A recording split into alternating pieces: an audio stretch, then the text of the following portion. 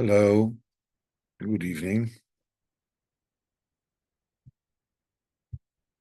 It's the first time we're learning Sipurey Baal Shem on Sunday night. We'll see how it goes, especially tonight is Erev Tisha, so we'll see how it goes and where it goes. This is a story about a very batant caravan to the Chachamim went towards a place where they're going to be the wedding of the grandson of the Baal Shemtov. And the head of Baal Shemtov himself is going there. And suddenly the Baal Shemtov strayed off the main road and went towards a Yid that passed and whispered a few words to his ears and came back. Well, Talmidim of Baal Shemtov were absolutely certain that this person is a tzaddik nister. So, they said to give him Shalom Aleichem, Rebbe. And this person says, Rebbe, you call me Rebbe? I'm no Rebbe. He says, I'm a simple person. He says, no, we know that you're a Rebbe. You're Mamash Tzaddik Nista. I says, I have no idea what you want from me. I said, the Baal Shem Tov strayed off his way, to the Chopa and went to spoke to you, Bevadai, Tzaddik Nista. So I said, all right, I see you're not going to let me go until I finally tell you what the story is. So let me tell you what the story is. As I said, I'm not a Rav, I'm not a tzaddik, I'm not a nister, I'm a simple person. He says, a friend of mine that lives around this area, mamash opposite my house, door to door. We're friends, we don't hide anything from one another. And this friend of mine is he's a merchant, a salesman, goes door to door selling whatever. And when he has some time, he comes back to his house. Says one day he came back from his trip and his relatives came home and I was there together with them. And he says, when I wanted to smoke a pipe and I knew in a certain cabinet there was his tobacco pouch. So I opened the cabinet, I felt at home and I saw there's money there. Then I figured, okay, I'm going to pull his leg. And I took the money for just to scare him, so I didn't mean to keep it. And then I meant to give it back to him, to explain to him how important it is to put in a safe place and so forth. So, but things weren't otherwise. Somehow the wife of my friend found out that the money is missing. She started screaming. Everybody started looking for the money, and I became very embarrassed. They're gonna see. I'm gonna, tell everybody, about this prank that I was pulling. So I slinked out of the house, figuring that, I'll come back later when things will come down, but things did not come down, became worse. Everybody in town, in the village, heard that this significant amount of money was stolen. More people came in, more people either to help with the searches, some people, to console him for losing the money. And Germain says, I didn't mean to cause him this amount of tsar. The next day, things became even worse. The debtors of my friend, had a suspicion that he invented the disappearance of the money. So first they spoke about it behind his back. Then they came to his house and they started demanding payment. It says, you're a thief and you're a cheat. You have to give us back the money. Give us back the money you stole from us. Now, this bundle of money was well guarded in my house. So I started telling me, listen, as is, I mean, you won't be able to give the money back. Once you use it, do some business and make some profit later on. You'll find some kind of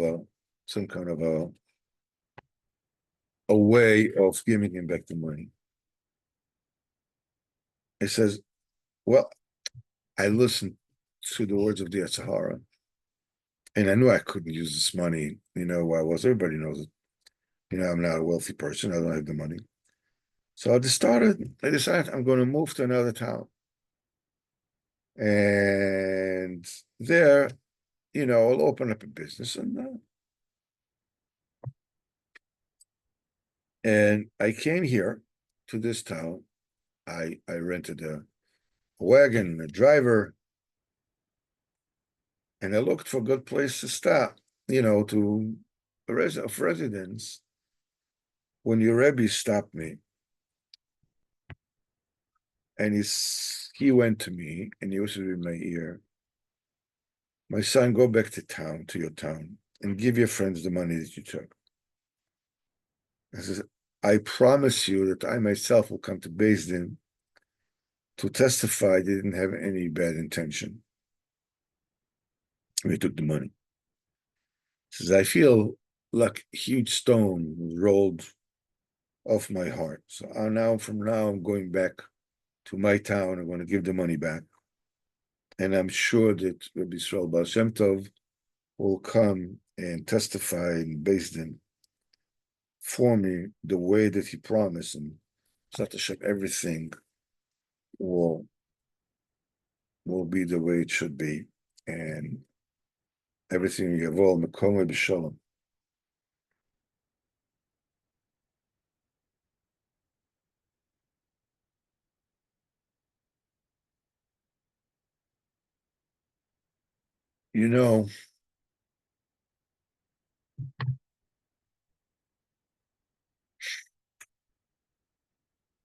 Rabbeinu says that when a Yid finds himself straying from the way of the Kadosh Baruch Hu, in the beginning, he has no kavanah to go away. It's just like can be a prank, it can be whatever. It's just like, and suddenly things get out of hand. In your own mind, you may have the idea that it's just a prank, or it's just a little thing that I'm allowing myself, or whatever. And things get out of hand. How much of our lives it is the pranks and the kind of trouble that we may find ourselves in is a result of not necessarily good intention, but a prank or I'm just gonna just a little bit, just a small thing, just of this, just of that.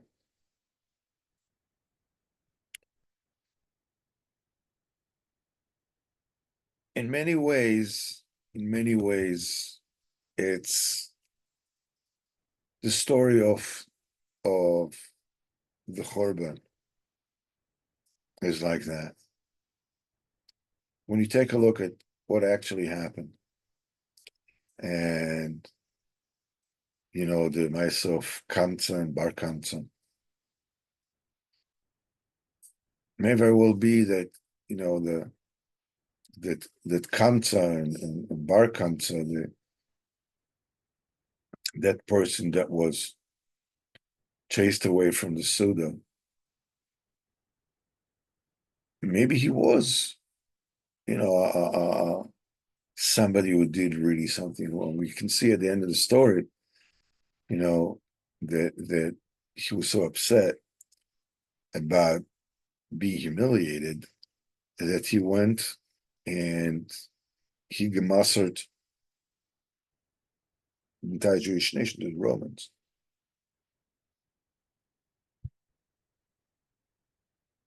So he can't have been a big tzaddik. He was not. It may very well be that the owner of the Suda that chased him away, and the Chachamim that were there, that did not say anything when they saw this whole thing going down. They may have a reason. Maybe he thought it was, somebody was injured or mildly,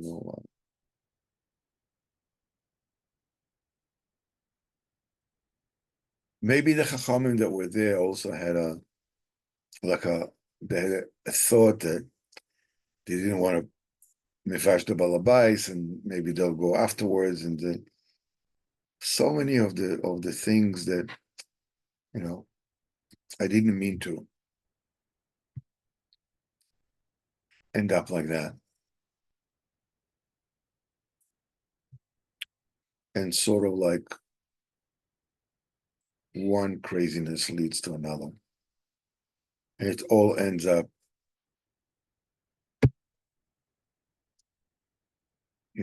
going haywire.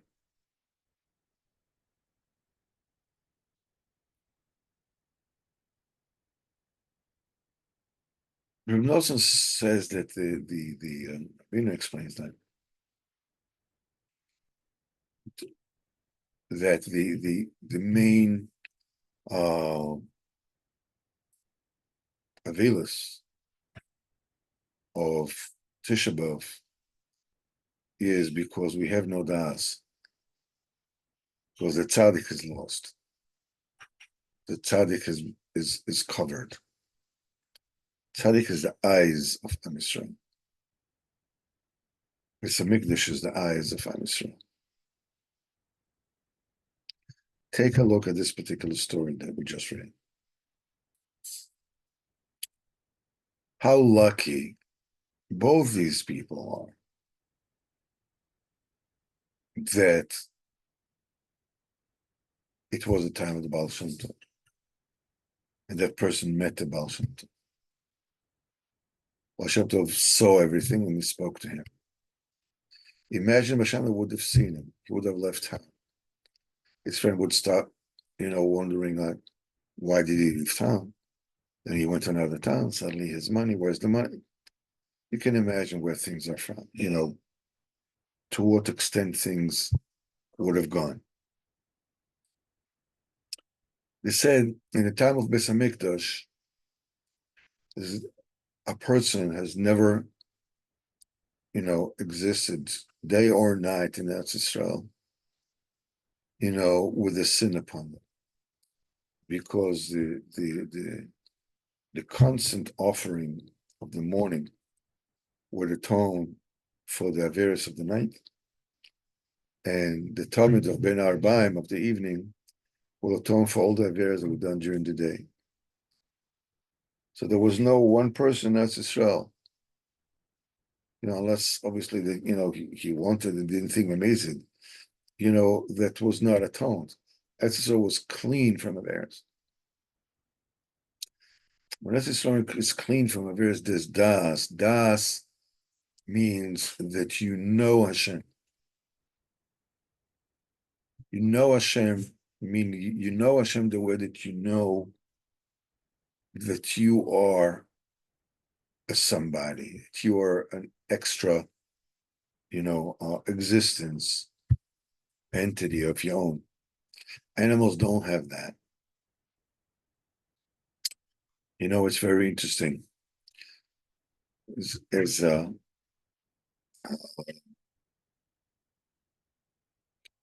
Avliyahu Deslam, Zichrono Livracha, says that the das is either there's a das, a Western das that they call knowledge, which is called the external eye, where you see outside, you can count things, you can figure things out, you can whatever it is. Then there's the internal eye, one of which you see yourself. Das is far deeper than knowledge. It's the very basic, it's the very subtext of common sense. Das is oneness. You realize that you are you.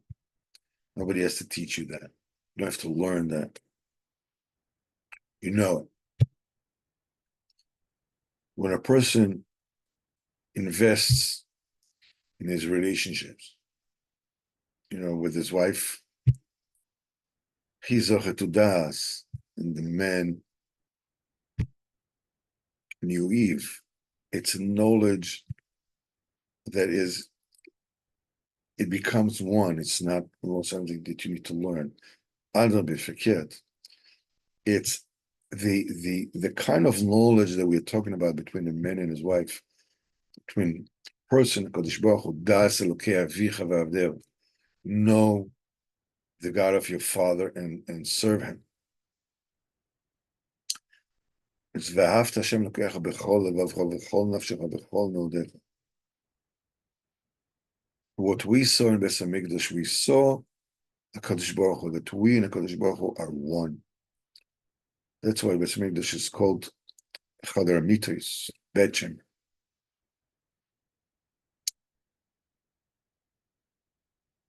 Since Beis Hamikdash was lost, we are sort of like lahavdil. They want to see us like a pet that comes to the door. The door is closed, and it's like scraping the door, waiting to come in. This is what we are. We believe and we know, that this is who we are, this is what we are. But we have absolutely no notion of what it is, how it is, nothing.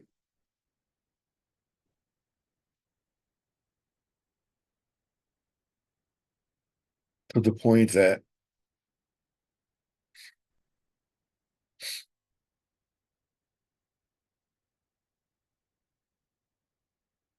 HaKadosh Baruch Hu is, we said that the first Beis Hamikdash was the sin of Avodah Zarah, and the second one was sin of Chinam.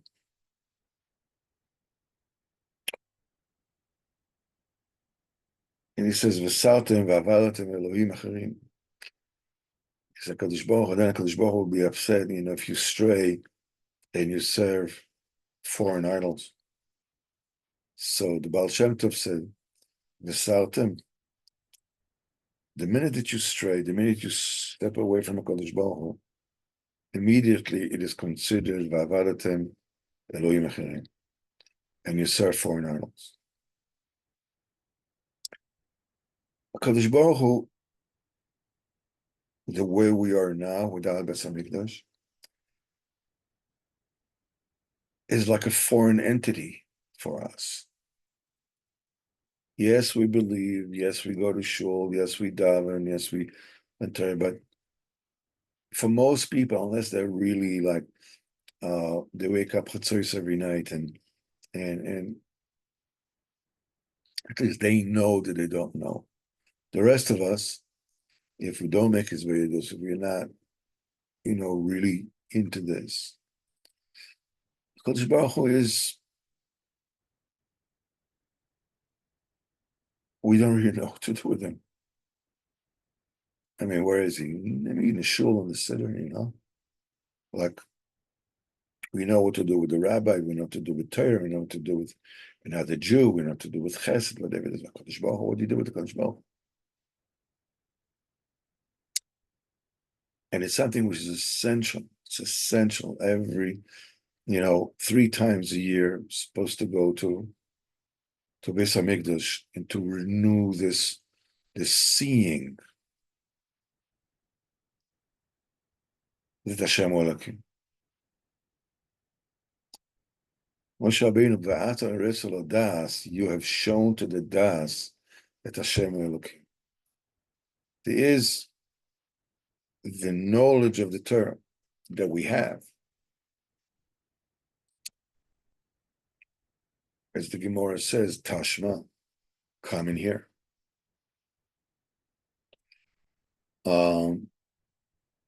The Zohar is already Tachazi, come and see.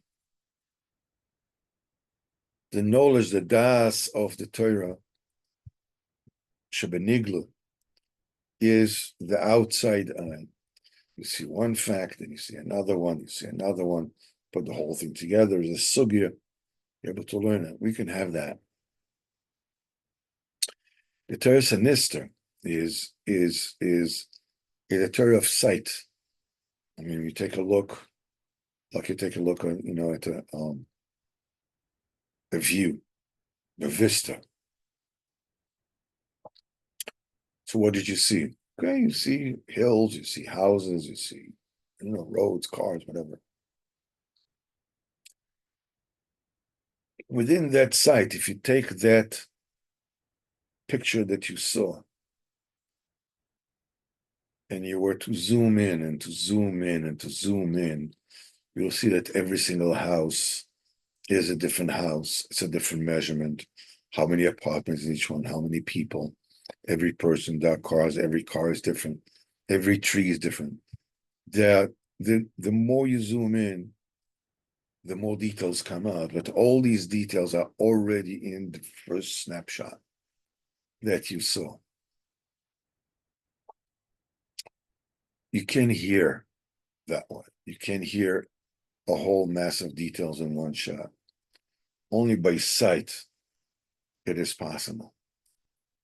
In Har Sinai, we call them Roy Misakoilas, and all the people see the sounds. It was a Torah, the Torah is a Torah of sight. You see, which means within the sight that you saw, the more you got into it, all the details are already there. You saw Hashem. And also now, every single day, Beis HaMikdash is standing. There are korbanos. And every single day, Beis HaMikdash is being burnt and destroyed. And all the people are being killed. It's all happening all over and over and over again. And each one of us is busy with his own little nakuda. We have no idea how special we are. How special is another Yid? Rav Nosson said he could write, a whole 8 volumes of the Kuta Halachos, but he could not say a pshat on another Yid. And another Yid is you. Another Yid is me. I know, I have a headache. Or I'm in the mood, I'm not in the mood, I'm like this, I'm like that. But I don't have an idea what I am. A Yid.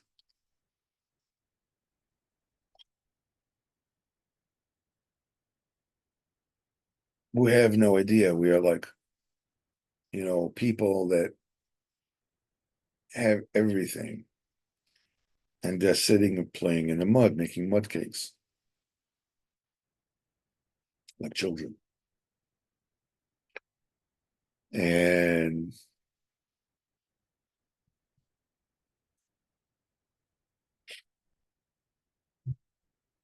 so tomorrow night is Tisha B'Av. Many people, me included,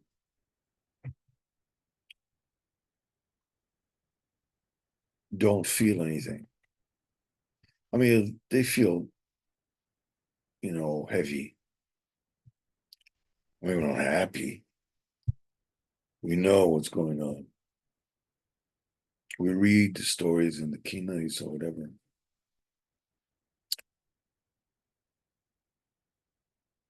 We want already, for Tisha B'Av to be over. When it's okay to eat again, then the next day until Chatzos we can eat. meat or not. And if we're a little more into it, there's more Yeshamayim, we're closer to the tzaddik. So we're bothered by the fact that we're not bothered.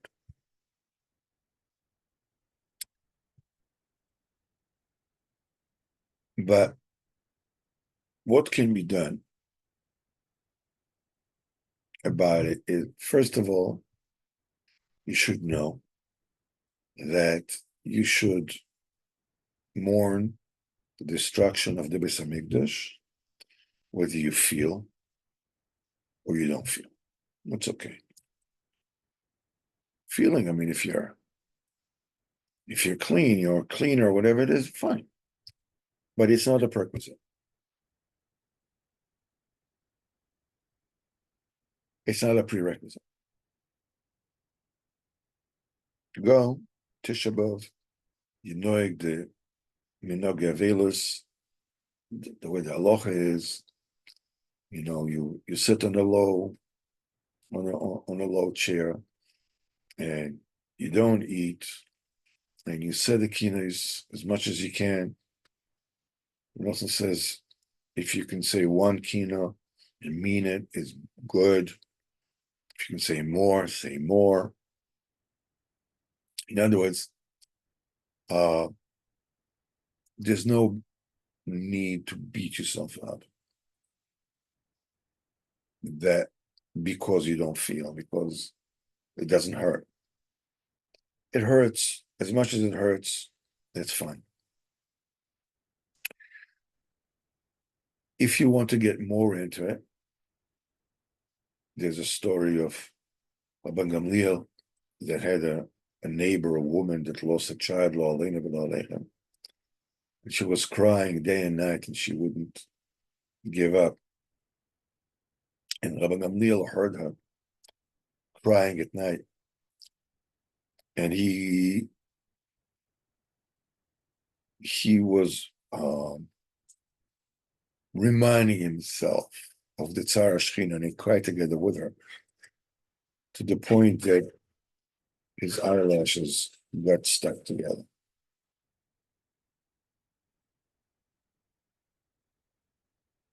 You can take a nekuda of tsar from your own life and remind yourself of it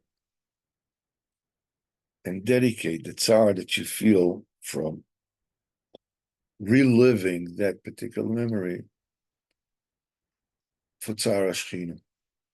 You can do that. It's an avoidance Hashem. You're doing it because you want to be mitzvah. That's fine. That's very, very good. B'ezrat Hashem, Kadosh Baruch Hu, he burnt the Beis Hamikdash with fire. And it's Hashem, with fire, he will rebuild it. Shem Yazor will be zoche to see, Beis Hamikdash fire coming down from the Shemayim. Well, everybody will see. And everybody will know. That Hashem will be zoche to Yula Shleimo. And in the meantime, any kind of effort not to bring another idol into our own Beis Hamikdash.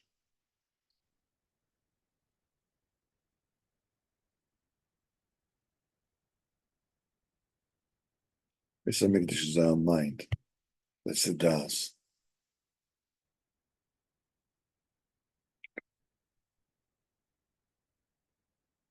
B'ezrat Hashem, we will learn on Thursday in the Basel Medrash. Shem Yazor, Kol Tov.